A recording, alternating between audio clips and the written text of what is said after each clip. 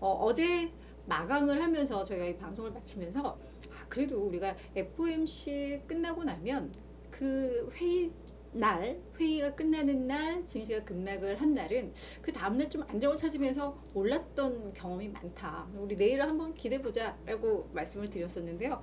그래도 다행히 좀 올랐습니다. 물론 조금 아쉬움이 남기는 했었어요. 장 초반만 하더라도 훨씬 더 탄력적으로 상승을 하는 흐름을 보여줬는데 이게 점점 마감을 앞두고 이 상승폭을 좀 줄이다가 결국은 약간은 그냥 전강 후중 뭐 이런 느낌의 좀 장으로 마감을 하기는 했습니다. 자, 어떤 일들이 좀 있었는지 살펴보는 시간 가져볼게요. 먼저 지수부터 좀 보도록 하겠습니다. 다우 지수는 강보합을 기록을 했습니다. 사실 뭐 장중에는 뭐 400포인트 넘게 오르기도 했었는데 결국 한 70 몇 포인트 아마 올랐던 것 같아요. 그래서 0.3% 상승을 했고 S&P 500도 역시 0.3 올랐습니다. 다우는 0.2, S&P 0.3, 나스닥 지수는 다행히 1% 정도 올랐는데요. 요 나스닥 지수가 많이 올랐다라는 것, 아무래도 이렇게 상승할 배경에는 금리에 대한 뭔가 기대감이 있었나 보다 또 예상이 되죠. 기술주들은 뭐 금리를 인하를 해야 한다거나 뭐 동결이 돼야지 어떤 수혜가 예상되기 때문에 뭐 그런 흐름이었습니다. 실제로 뭐 그런 이슈들이 좀 나왔는데요. 증시에 있어서 오늘 주가를 끌어올렸던 장 초반에 강하게 했던 그 모멘텀이라고 한다면 이제 금리 인상 종료가 임박했다라는 그 기대감입니다. 여기에다가 제롬 파월 연준 의장은 올해 금리 인하는 없을 것이다라는 걸 계속해서 강조를 하고 있잖아요. 근데 시장에서는 이 말을 믿지 않는 것 같습니다.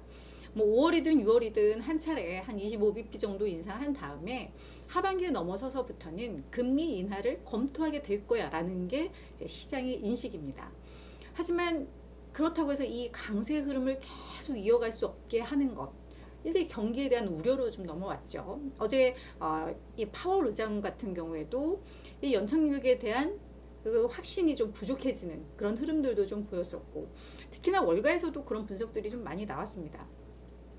이제 한 향후 몇 달 안에 기업들이 부채가 만기가 다가올 것이고, 이 만기가 되면은 상환하거나 아니면은 또다시 부채를 들여서 이걸 상환하고 이제 새로운 이게 갱신된 부채를 가지고 가는 이런 흐름이 돼야 되는데, 결국 기존 만기된 부채 대비해서 더 높은 금리로 해야 되고, 이제 대출의 요건들은 강화되기 때문에 대출을 그만큼 또 받기도 힘들어질 것이고, 그러니까 이 신용의 문제가 발생할 것이고, 그에 따른 이제 경기에 대한 우려가 나올 수밖에 없다. 뭐 이런 분석들이 나오면서 결국은 또 심리를 짓누른 뭐 그런 흐름들이 좀 나오고 있는데요. 그래서 이런 다양한 변수들이 지금 맞물리고 충돌하고 하면서 시장이 방향성 없이 계속 좀 오락가락한, 그래서 지금 시장이 어떤 이슈가 끌고 가는 그 방향성을 이어가는 뭐 그런 흐름은 아니다. 그때그때 재료가 나오고 그에 대한 해석에 따라서 그냥 변동성이 커지고 있는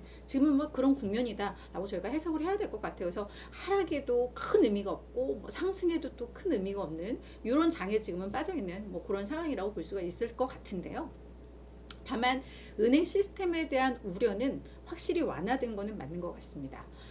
지금 크레딧 스위스 뭐 이 리스크도 노출이 되기도 했었는데, 스위스 중앙은행이 기준금리를 50bp를 인상을 했고요.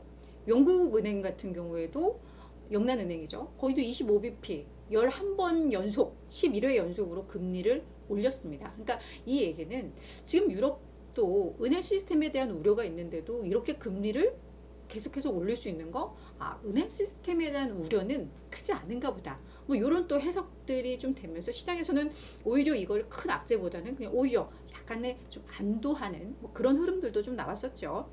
그리고 이 제닛 옐런 재무장관 이름이 요즘 자주 오르락 내리락 하고 있는데, 어제는 이제 상원에 출석을 했고 오늘은 이제 하원에 출석을 해서 했던 얘기가, 우리의 조치, 기존에 이제 예금 보호해주고 했던 이 조치는 예금 안정을 보장을 한 것이다. 미국의 은행들의 예금이 안정하다는 것을 우리는 이걸 보장해 주는 것이다 라고 이야기를 하면서, 게다가 또다시 필요한 경우에 우리는 긴급 조치를 언제든 다시 할 것이다 라는 이야기를 좀 했습니다. 그러니까 사람들은 왜 옐런 자꾸 왔다 갔다 해야 하는데, 이분은 사실 동일한 얘기를 계속해서 하고 있죠.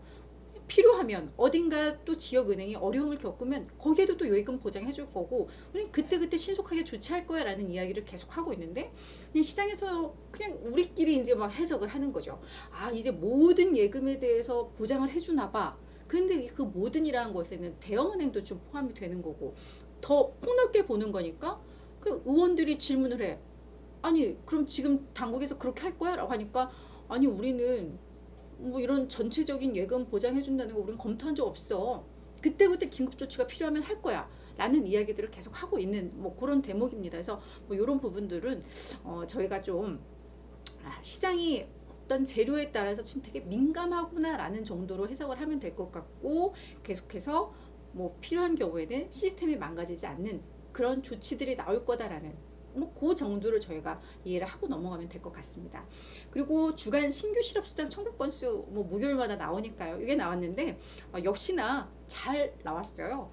그러니까 지금 뭐 구조조정 이야기 많지만 실질적으로 바로 실업 상태에 빠져서 수당 주세요라고 하는 신규 실업수당 청구 건수가 전주나 또한 뭐 예상보다도 더 낮게 나왔거든요. 그래서 한 19만 1,000건 정도 나왔는데 전주에 19만 2천 건이었고 시장 예상은 19만 7천 건이었으니까 여전히 노동시장은 이제 강력하다라는 거 지표로도 또 이제 확인이 됐다라는 거 또 확인이 되겠습니다.